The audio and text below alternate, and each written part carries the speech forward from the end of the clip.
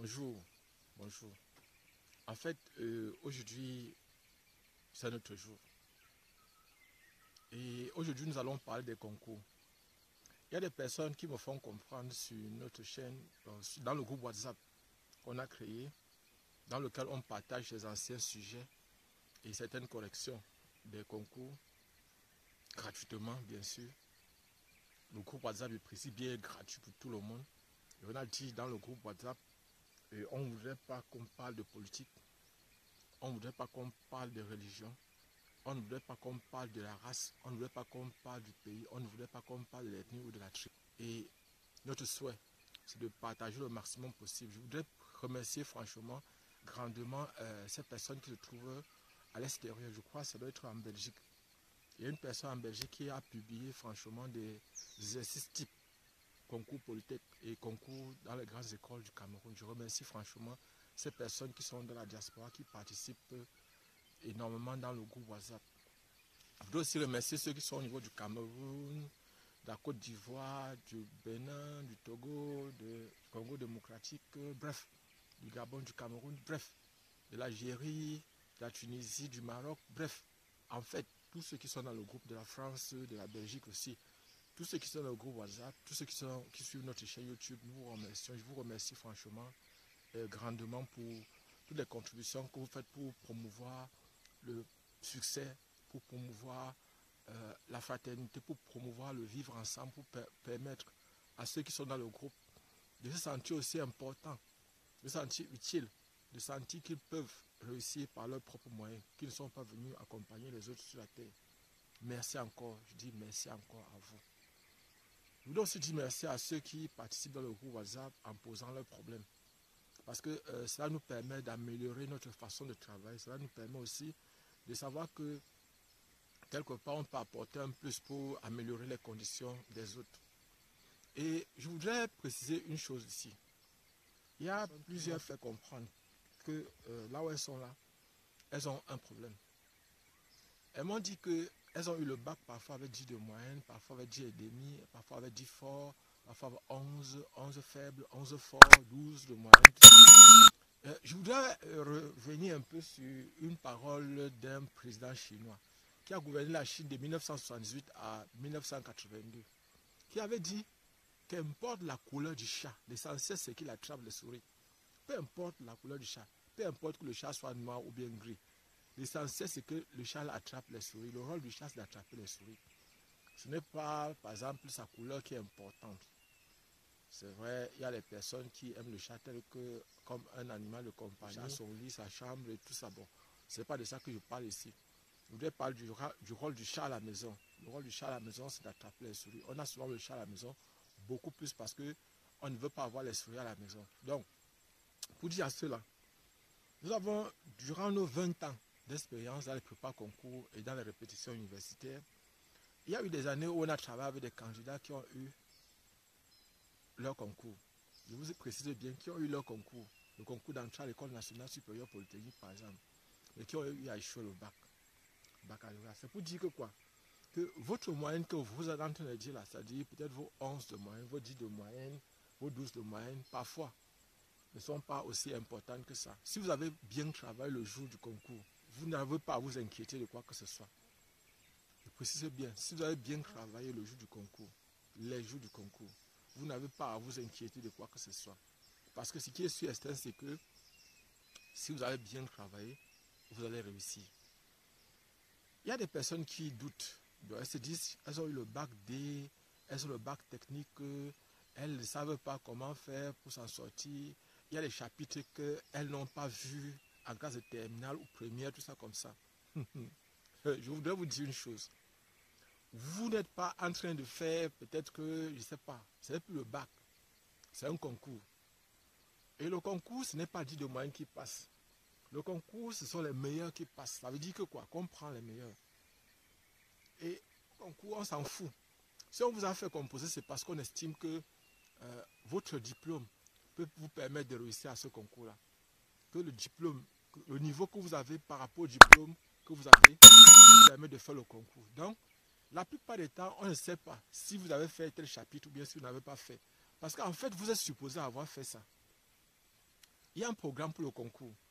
Le programme pour le concours, par exemple, niveau bac, c'est le programme de terminal C, terminal D, terminal E, terminal F. Voilà le programme du concours en ce qui concerne la mathématique, la physique. Première D, première C, donc le premier scientifique de façon générale et technologique, technique. Voilà.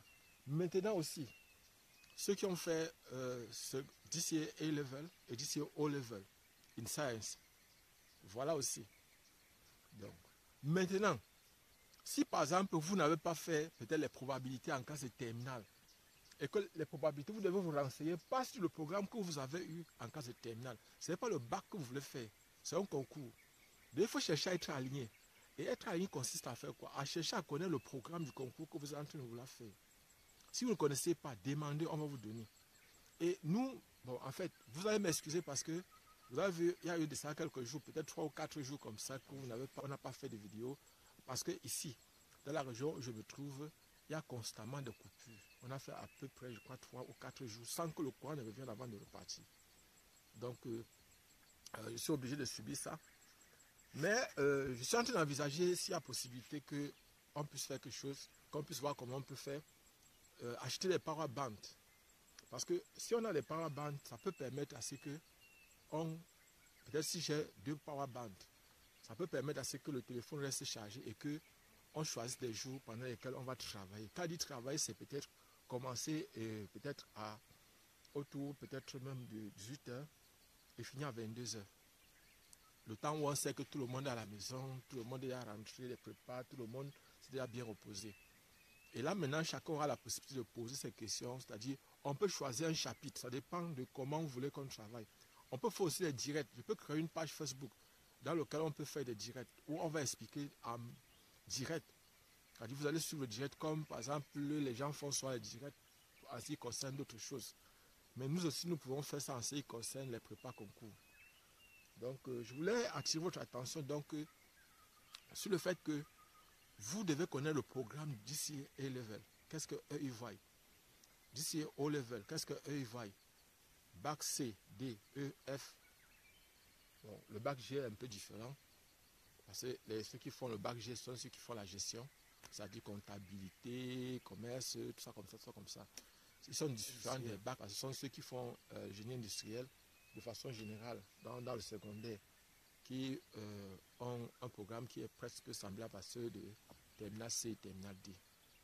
Donc, je voulais donc attirer dans cette vidéo votre attention sur le fait que peu importe la moyenne que vous avez eue au baccalauréat, peu importe le bac, le type de bac que vous avez, tant que votre bac, tant qu'on est d'accord que vous allez faire le concours, vous devez chercher à arriver au niveau. Et arriver au niveau consiste à faire quoi?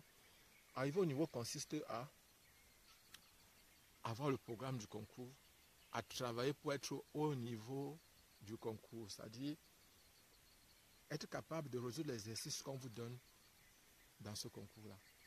Voilà par exemple à quoi consiste le fait d'arriver au niveau du concours. Ah, je ne me suis pas présenté. Pour ceux qui sont de passage sur cette chaîne YouTube, je suis Job Kamdem, professeur de formation et répétiteur de profession.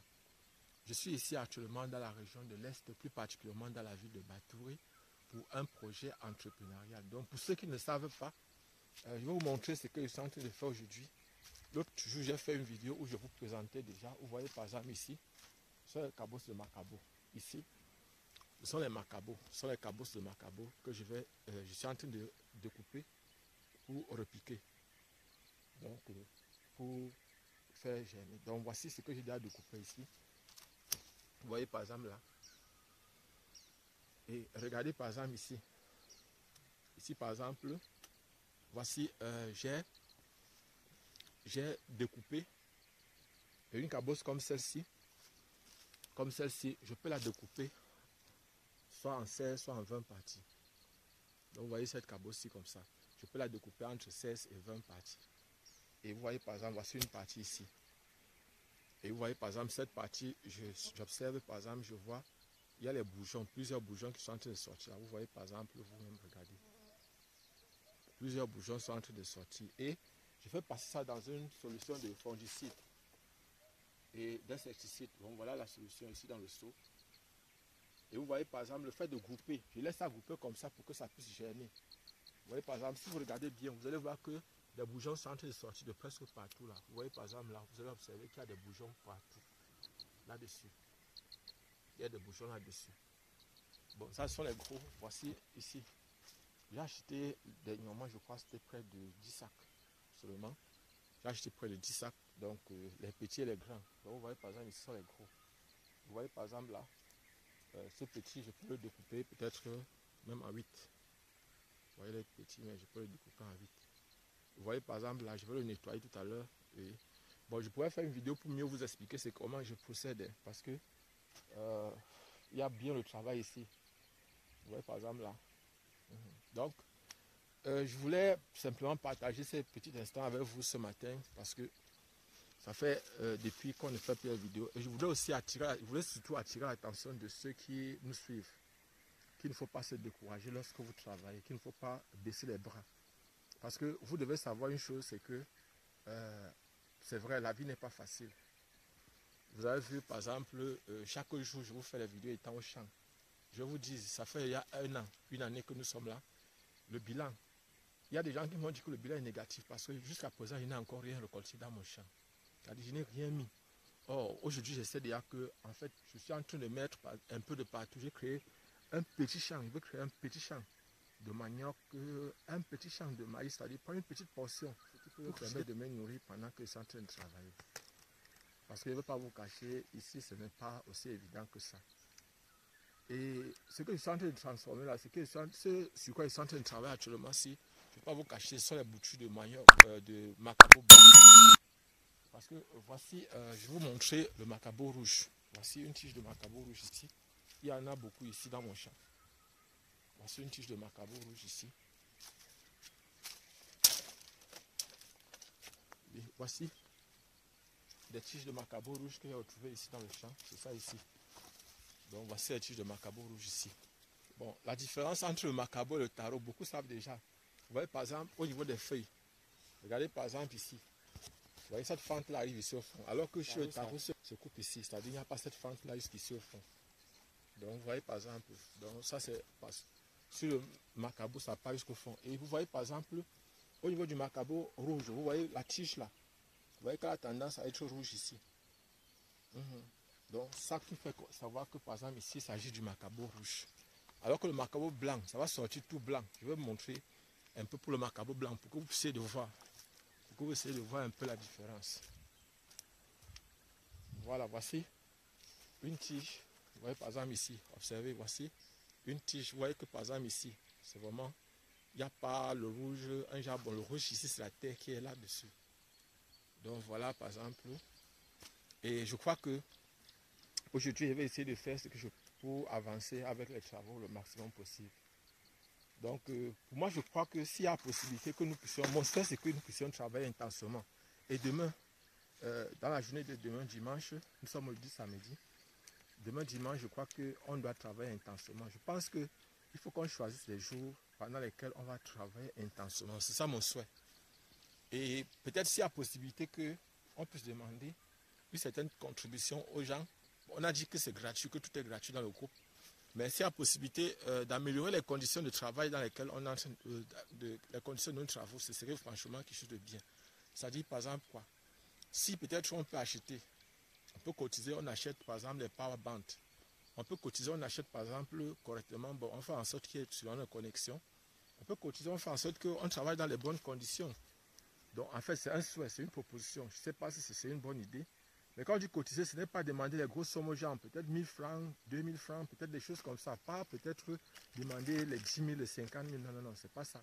Demander des faibles sommes, de telle sorte que même un candidat avec son agent de beignet, qu'ils apprennent à donner, comme j'ai fait dans l'autre vidéo, dans une vidéo précédente, que vous apprenez à donner pour recevoir encore plus.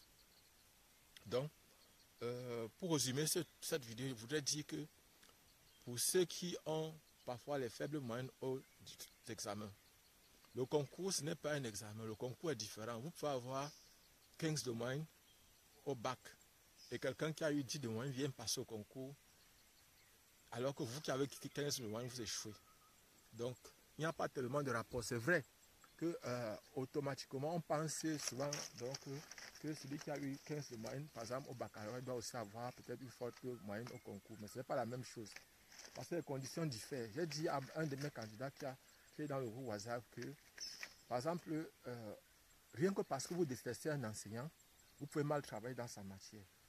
Rien que parce qu'un enseignant vous a manqué le respect ou bien peut-être que se comporte mal avec vous, vous pouvez mal travailler en sa matière. Rien que parce que peut-être il y a des camarades en classe qui vous frustrent, vous pouvez mal travailler en classe. Rien que parce que peut-être la façon d'expliquer d'un enseignant n'est pas bonne, vous pouvez arriver par exemple pendant les prépas, vous trouvez de très bons enseignants, ou bien vous avez peut-être des aînés qui expliquent comme vous voulez. Vous avez peut-être une intelligence, très souvent on utilise les intelligences auditives, on vous prend comme quelqu'un qui a l'intelligence auditive pour pouvoir vous expliquer les choses. Vous n'allez pas comprendre. Donc voilà, nous, très souvent on tient compte de tout ça pour pouvoir travailler avec nos candidats. Abonnez-vous et partagez le maximum possible cette vidéo. On se voit donc prochainement. Mais sachez que les dimanches, on travaille intentionnellement. Mais je vais tout faire pour faire en sorte que nous puissions travailler sérieusement, pour faire en sorte que mon téléphone reste chargé, même s'il ne l'utilise pas, pour qu'on ait tout le temps de charger, de travailler intensément. Donc, actuellement, j'ai déjà mis la puce dans l'autre téléphone dont je vous parlais. Actuellement, je suis en train de prendre à transférer les données d'un téléphone à un autre. C'est-à-dire, je vois comment utiliser Bluetooth, je vois comment utiliser, par exemple, Zender. J'essaie de voir comment transférer, quitter d'un téléphone à un autre. Je suis en train d'apprendre. Bon, on se voit donc prochainement. Inch'Allah.